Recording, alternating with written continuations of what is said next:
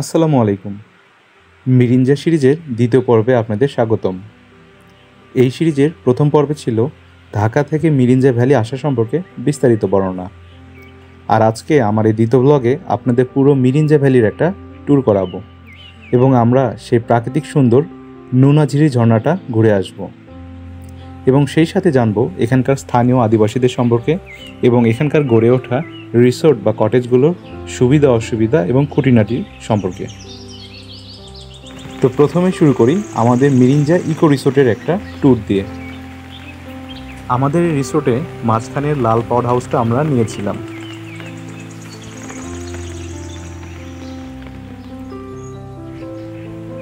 আর এটি হচ্ছে আমাদের গেট থেকে ফ্রন্ট ভিউ, অনেক সুন্দর মাশাআল্লাহ।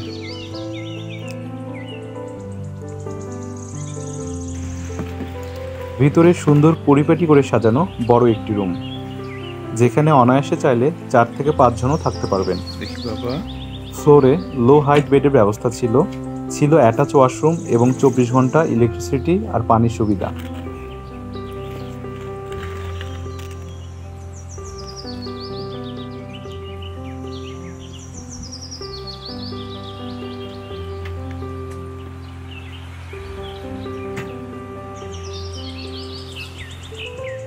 ওয়াশরুমটা একটু দেখাই।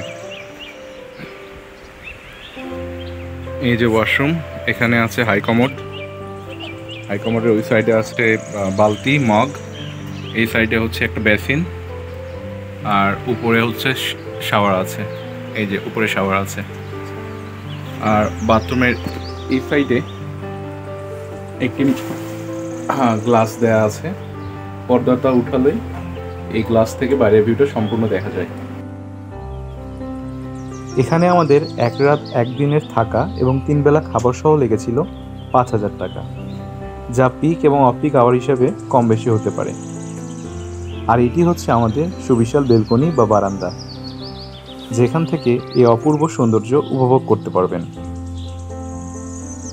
তাদের সার্ভিস সম্পর্কে বলতে গেলে সার্ভিস ছিল অসম্ভব ভালো এবং বিশেষ করে এই রিসোর্টের অনার নাজমুল ভাই ছিল অমায়িক একজন মানুষ।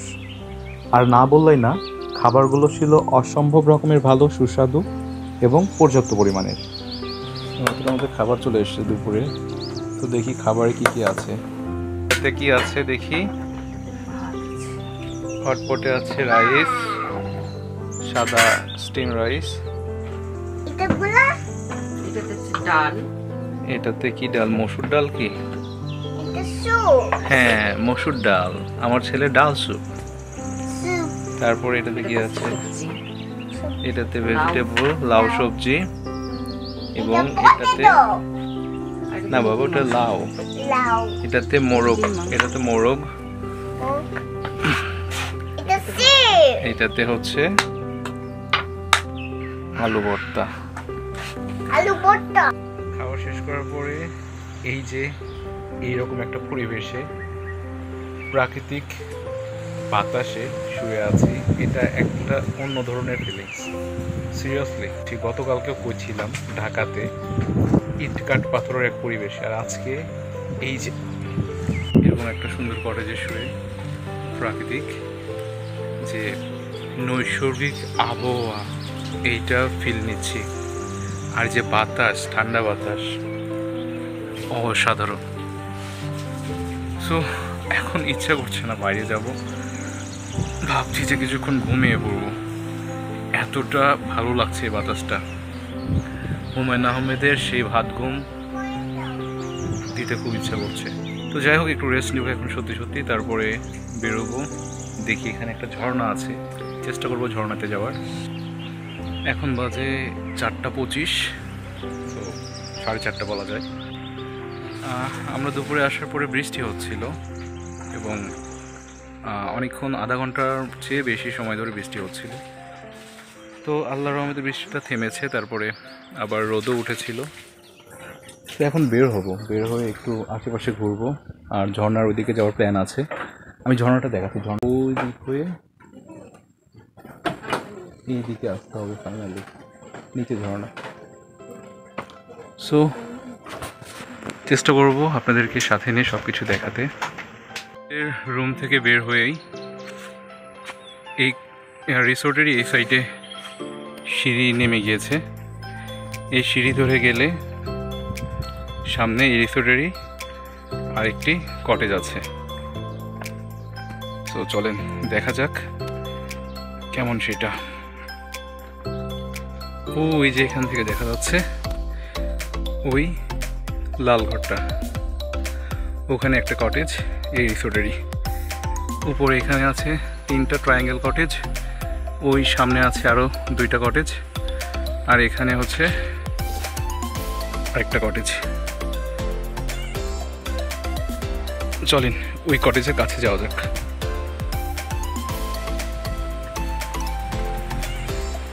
আবহাওয়াটা আবার একটু মেঘলা মেঘলা, কখন জানি এই যে বৃষ্টি চলে আসলো বলে।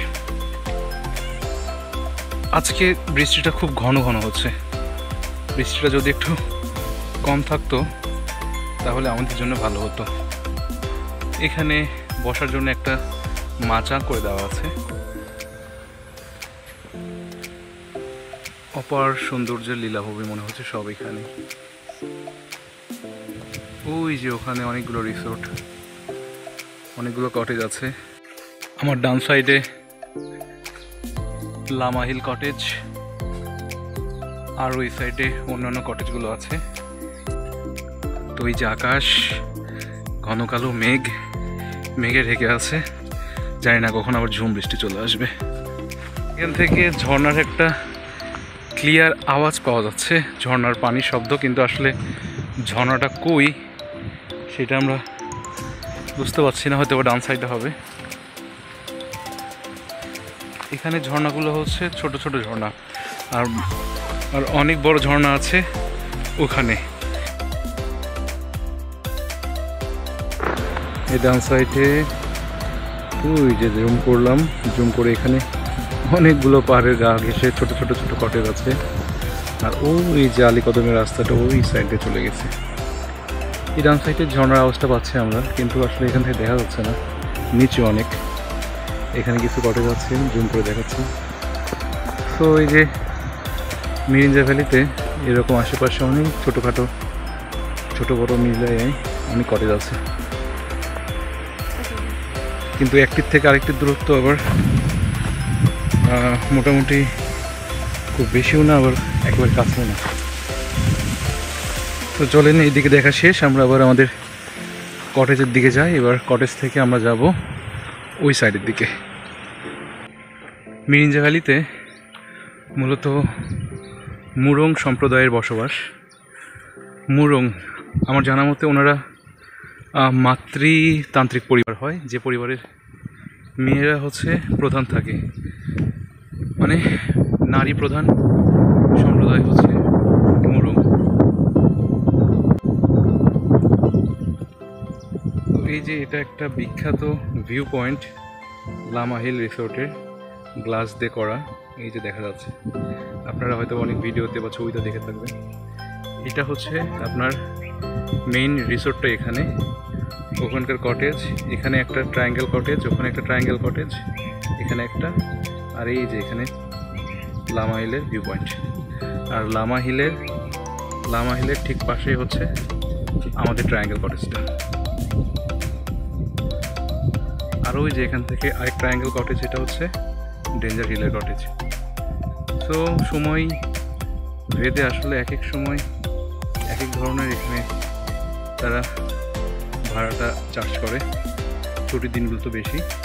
আর আপনারা যখন এখানে আসবেন দেখে শুনে কটেজ তাদের সাথে সেভাবেই বলে নিয়ে আসবেন, কারণ এখানে অনেক কটেজ আছে এরকম যে যেখানে ইলেকট্রিসিটি সুবিধা নেই, আবার অনেক বেশিরভাগগুলোতে যেখানে অ্যাটাচ ওয়াশরুম নেই।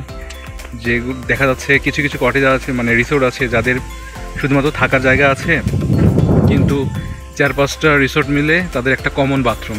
সে বাথরুমে যেতে আবার রিসোর্ট থেকে দেখা যাচ্ছে সময় লাগছে 10 মিনিট 15 মিনিট এরকম হেঁটে যেতে হয়। সো যেটা বিশেষ করে অনেকের জন্যই অনেক একটা বিরক্তির কারণ বা সমস্যার কারণ, বিশেষ করে যারা মহিলা বা বাচ্চারা আছে। তো আপনারা এইসব জেনে শুনে আসবেন। আলহামদুলিল্লাহ আমরা যে রিসোর্টে আছি বা আশেপাশের যে কয়টা আমার লামা হিল রিসোর্ট বলেন, মারিয়াংচা রিসোর্ট বলেন, আমাদের মিরিঞ্জা ইকো রিসোর্ট বলেন, সবগুলোই হচ্ছে অ্যাটাচ ওয়াশরুম আছে এবং পর্যাপ্ত পানি এবং বিদ্যুতের সুবিধা আছে। রিসোর্ট থেকে বের হয়েছি এবার এই সাইডে, যে সাইড দিয়ে আমরা এসেছিলাম এই সাইডে, এবং আমরা সোজা চলে যাব এখন এই সাইডে। দেখি এই সাইডে আর কি কি আছে।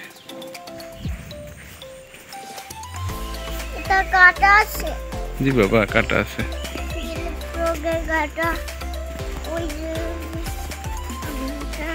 বাবু পাহাড় সুন্দর আছে, বড় সুন্দর সুন্দর।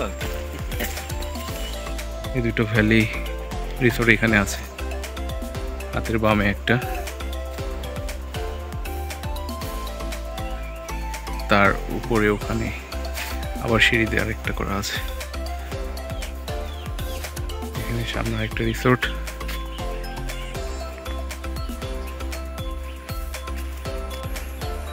সামনেরটা হচ্ছে মায়ারুন ইকো রিসোর্ট। এটা মায়ারুন ইকো রিসোর্টের জায়গা।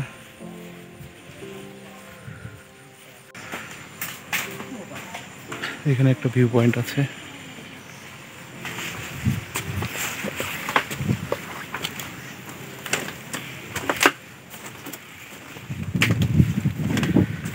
আর ওই যে দেখা যাচ্ছে ওইটা আমাদের রিসোর্ট, ওখান থেকে আমরা এখানে এসেছি উল্টা দিকে।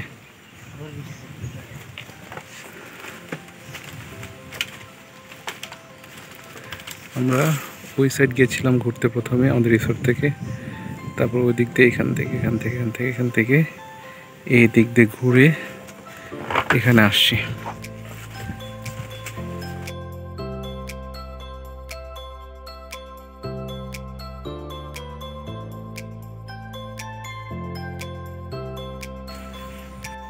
এটা হচ্ছে মিরিঞ্জা টপ রিসোর্ট।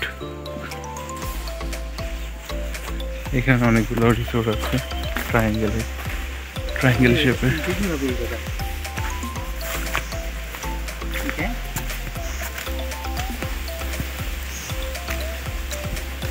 একটা 1 2 3 4 5টা ট্রায়াঙ্গেল শেপের কটেজ আছে। এটা হচ্ছে মেঘমাচাং। এই রিসোর্টের নাম মিরিঞ্জা মেঘমাচাং রিসোর্ট। এই যে মিরিঞ্জা মেঘমাচাং রিসোর্ট। এখানে এক ভাইয়ের থেকে শুনলাম, যাকে আমরা গাইড হিসেবে নিয়েছি লোকাল, তো এখানে নাকি হচ্ছে একটা ভিউ পয়েন্ট আছে সামনে, লাভ ভিউ পয়েন্ট। সো ওই পর্যন্ত আমরা যাব। এখানে সামনে অনেকগুলো রিসোর্ট আছে, ছোটোখাটো অনেকগুলো রিসোর্ট আছে। আসলে পাহাড়ের আঁকে বাঁকে অনেকগুলো রিসোর্ট হয়ে গড়ে উঠেছে। বৃষ্টি হচ্ছে, সো আমরা হচ্ছে দেখি সামনে কতদূর পর্যন্ত যাওয়া যায় ভিউ পয়েন্ট পর্যন্ত, তারপরে ঝর্ণার দিকে যাওয়ার একটু চেষ্টা করব। রাস্তাগুলোর যথারীতি এরকম বেহাল অবস্থা। আটতে আটতে এখানে চলে এসেছি মিরিঞ্জা রয়্যাল হিল রিসোর্ট। ইটের তৈরি রিসোর্ট আর কি, ইটের গাঁথনি দিয়ে করা।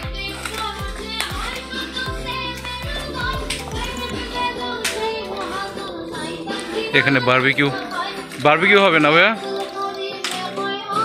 বারবিকিউটা শুধু কি আপনাদের জন্যই নাকি?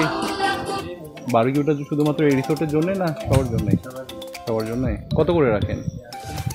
300 করে। এক রুটি কয়টা থাকে? আর একটা হচ্ছে চিকেন থাকবে। কখন থেকে পাওয়া যায়? আচ্ছা আচ্ছা আচ্ছা। এটা হচ্ছে Mirinja valley resort, haven valley resort.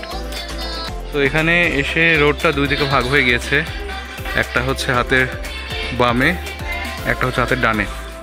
বামে এখানে ট্রায়াঙ্গেল শেপের আরও অনেকগুলো রিসোর্ট আছে, কিন্তু এগুলো হচ্ছে সম্ভবত বাঁশের। হ্যাঁ, বাঁশের অনেকগুলো ট্রায়াঙ্গেল শেপের আছে। আর আমরা হচ্ছে এখন ডান দিকে, এখানে যে লাভার্স পয়েন্ট নামে একটা নাকি ভিউ পয়েন্ট আছে, সেটা দেখব। এই যে আমরা চলে এসেছি সেই লাভার্স পয়েন্টে। হ্যাঁ, জায়গাটা আসলে সুন্দর, কিউট আছে ছোটোখাটো হিসাবে। এখানে কিছু জুমঘর আছে। ওই রিসোর্টের নামটা কি? ও, চুংদারবক। আচ্ছা আচ্ছা, ওইটার নাম হচ্ছে, আমি দেখাচ্ছি একটু, দেখা যায় কিনা। এটা হচ্ছে চুংদারবক। চুংদারবকের কিছু ট্রায়াঙ্গেল কটেজও আছে ওই সাইডে, এই দেখাচ্ছি। আর এই সাইডে আমরা এখন মিরিঞ্জা ট্রেলস লাভার্স পয়েন্টে। সেখানে কিছু ছবি উঠাই আমরা লাভার্স পয়েন্ট। এটা মিরিঞ্জা ট্রেলস। এখানে একটা রিসোর্ট আছে বাগান বিলাস, ওখানেও রিসোর্ট আছে ছোটোখাটো। আসলে ছোটোখাটো অনেক রিসোর্ট আছে এখানে, আমি আসলে সবগুলোর নাম বলতে পারবো না। আর ওই যে দেখা যাচ্ছে ওইখানে, ওইটা হচ্ছে আমাদের রিসোর্ট ছিল, মিরিঞ্জা ইকো রিসোর্ট। দেখা যাচ্ছে কিনা আমি একটু জুম করে দেখাই। এই যে ওই মাঝখানেরটা লালটা হচ্ছে আমাদের থাকার জায়গা, আমাদের কটেজ।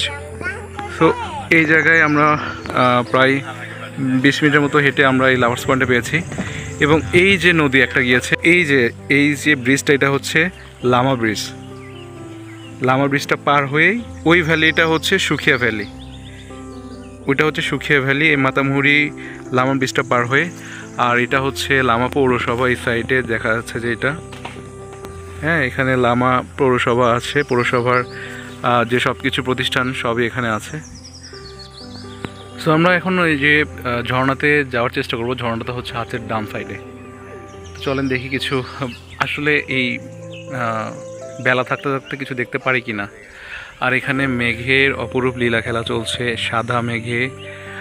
তার উপরে হচ্ছে প্রথমে একটু কালচে পাহাড়, তার উপরে সাদা মেঘ, তার উপরে একটু কালচে মেঘ, তার উপরে আরও ডার্ক মেঘ, আরও কালচে মেঘ। সো এটা অসাধারণ দৃশ্য। আমি জানি ক্যামেরাতে সেরকম কোনো কিছু আসছে না, কিন্তু আসলে এই জায়গাটা অনেক অনেক অনেক সুন্দর। এই যে পাহাড়গুলো দেখা যাচ্ছে, আলহামদুলিল্লাহ আলহামদুলিল্লাহ আলহামদুলিল্লাহ। ওনার পথে এই যে লাভার্স পয়েন্টের পাশ দিয়ে এখন নেমে যাচ্ছি। আল্লাহ রে, সাবধান, তুমি তো ঘটঘট করে যাইতেছো। এদিকে হচ্ছে মিরিঞ্জা ট্রেলস নেমে গেছে। আমরা এই যে মিরিঞ্জা ট্রেলস হাতে বামে রেখে আমরা ডান হয়ে যাচ্ছি ঝর্ণার দিকে। এই ঝর্ণার নামটা কি? কি ঝর্ণা? নুনাঝিরি ঝর্ণা। আমরা এই যে এই রাস্তা ধরে নেমে আসছি। জানি না এই রিসোর্টের আসলে শেষ কোথায়। কিছু দূর যাচ্ছি আর একটা করে রিসোর্ট পাচ্ছি। তো আপনারা একটু রিসোর্টটা নেওয়ার সময় এটা কত দূর হয় মিরিঞ্জা মেইন রোড থেকে, সেই জিনিসগুলো মাথায় রেখে আসবেন। কারণ এখানে অনেক রিসোর্ট আছে অনেক ভিতরের দিকে। যদি ফিমেল বা বয়স্ক কেউ আসে তাহলে কিন্তু বিপদে পড়ে যাবে। হ্যাঁ, এরকম শুকনো পাইলে নামাই দিবা।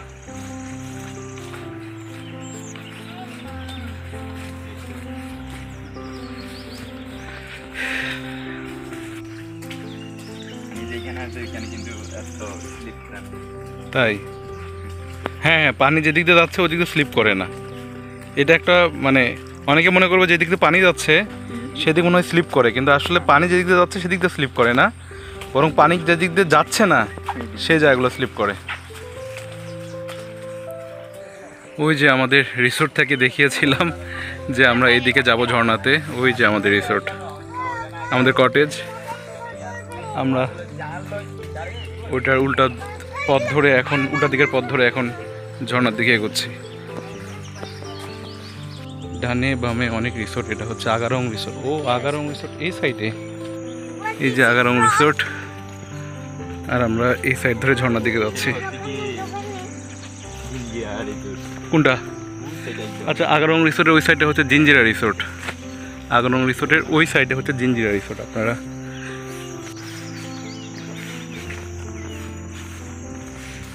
এখানে সামনে একটা ভিউ পয়েন্ট আছে, এই গেট হয়ে যে এখানে যেতে হয়। আমরা এখন আসছি আরেকটা ভিউ পয়েন্টে। এই ভিউ পয়েন্টে কিছুক্ষণ আমরা রেস্ট করব। ওয়াও, চমৎকার সুন্দর ভিউ পয়েন্ট। যদিও বা এখান থেকে আমাদের রিসোর্টটা দেখা যাচ্ছে না, আমাদের রিসোর্টটা এই গাছপালার আড়ালে, কিন্তু ভিউটা অস্থির, ভিউটা সুন্দর। আচ্ছা ভাই, ওই পাহাড়গুলো ইন্ডিয়ার পাহাড় না বাংলাদেশের পাহাড়?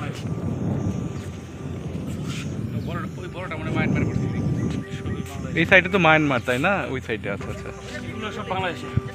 না সেটা বলিনি, ওই পারে তো মায়ানমার। সুন্দর, পিছনে হচ্ছে বাংলাদেশের পাহাড়, তারপর মেঘ, এবং ওই হচ্ছে মায়ানমার। তো সুন্দর একটা জায়গায় আছি, সুন্দর একটা দৃশ্য উপভোগ করছি। আর ঝর্ণাটার জন্য আরও হাঁটতে হবে আমাদের। এদিকে সন্ধ্যা হয়ে যাচ্ছে, সন্ধ্যার মধ্যে, রাতের মধ্যে আমাকে আবার ব্যাক করতে হবে। সেই রকম একটা ঢালু রাস্তা এখানে সামনে, এটা ধরে নামতে হবে। হ্যাঁ, দুইজন নিয়ে ওঠো, বাপুরে।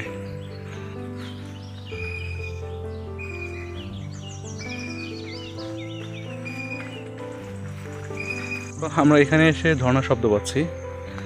আমরা এই রাস্তা ধরে, এই ঢালু রাস্তা দিয়ে অনেক দূর হেঁটে হেঁটে।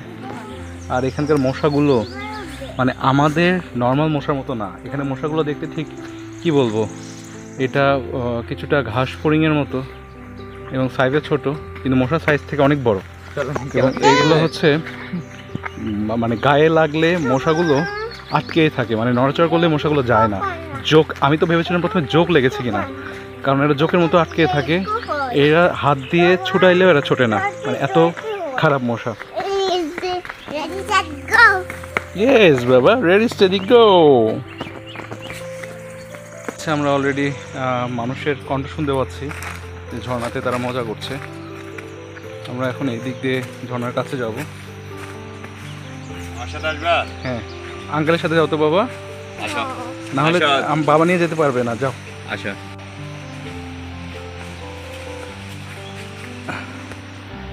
সো এখানে হচ্ছে একদম কাঁচা পথ, মানে কোনো রাস্তা করা নেই আর কি, পাহাড়ি পথ। এটা ধরে যেতে হবে, যেতে হবে। অবশেষে কাঙ্ক্ষিত ঝর্ণার দেখা পেলাম। অনেক রিস্কি পথ, যারা ট্রেকিং পছন্দ করেন এবং আসলেই সাহস রাখেন করার, তারাই আসবেন। তো এই দিক থেকে আরও পিচ্ছিল পথ ধরে নামতে হবে আরেকটু, তাহলে ঝর্ণার নিচেরটা আপনারা যেতে পারবেন। আমরা আর গোসল টোসল করার ইচ্ছা নেই, আমরা হয়তো নামবো না, আমরা দেখার জন্য এসেছি ঝর্ণাটা। সো আমরা আর কিছুক্ষণ ছবি টবি তুলে এখান থেকে ব্যাক করব। এখানে অনেকে এসছে ঝর্ণাটা দেখার জন্য, এই যে বাচ্চা কাচ্চাও আছে, ছোট ছোট বাবু প্লাস ফিমেলরাও আছে। সো সেটাই, যাদের সাহস আছে এবং যারা আসার মতো ওই এনার্জিটা আছে, তারাই আসবেন।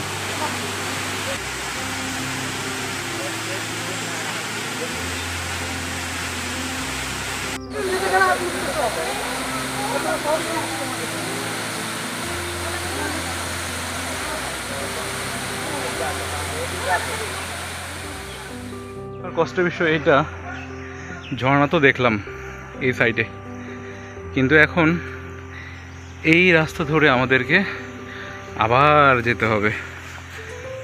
এখন মনে হচ্ছে যদি কোনো এক্সিলেটর থাকতো, বোতাম চাপতাম আর একেবারে নিয়ে যেত আমাদের রুমে, আহা কতই না ভালো হতো। কিন্তু এই যে খারাপ পথ ধরে, এখানে তো তাও ইট বিছানো আছে, কিন্তু না, সামনে একেবারে কাঁচা পথ, কাদা মাখা। এই খারাপ পথ ধরে আমাদেরকে আবার আমাদের কটেজে যেতে হবে। আল্লাহ রহম করো। ওঠা তো কেবল শুরুই হয় নাই, মজায় মজায় নিচে নেমে এসেছি। এখন সেই মজায় এখন উপরে উঠতে হবে। অনেক কষ্টের। আমার বাচ্চাটা এখানকার লোকাল গাইডের কাছে আছে বলে তারপরেও কিছুটা রক্ষা, ও সামলাচ্ছে বাচ্চাটাকে। এই খারাপ পথ বেয়ে গিয়েছিলাম, খারাপ পথ বেয়ে উঠলাম, অর্ধেক আরও উঠতে হবে, বাকি অর্ধেক। এই যে আকাশ দিগন্ত জোড়া, সন্ধ্যা নেমে আসছে, সূর্য অস্ত যাচ্ছে। আর এই যে এখানে হচ্ছে আবরাং রিসোর্ট। আমরা সন্ধ্যা নেমে আসছে, সূর্য অস্ত যাচ্ছে, আমরা আমাদের রিসোর্টের দিকে ছুটছি। পৌঁছাতে হবে ঠিক রাতের আগেই, মানে কালো অন্ধকার নেমে আসার আগেই।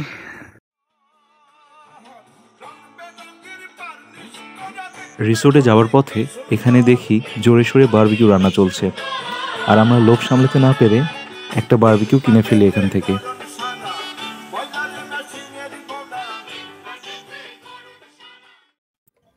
আমরা রুমে চলে এসে ফ্রেশ হয়েছি।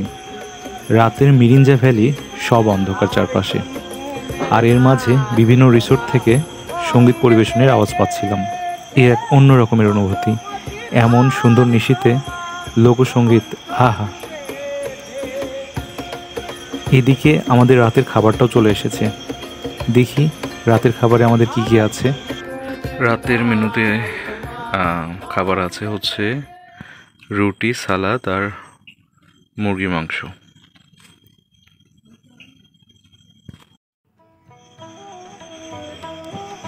আলহামদুলিল্লাহ, আমরা অনেক মজা করে খেয়েছি। এখন সারাদিন ক্লান্তি শেষে একটা ঘুম দিব। সকালে আমরা চেক আউট করবো। এরপর যাব লামাতে ঘুরতে, আর লামা থেকে যাব আবার কক্সবাজার। তাই আমাদের এই সিরিজের তৃতীয় ভ্লগ দেখার আমন্ত্রণ রইল সবাইকে। আল্লাহ হাফেজ।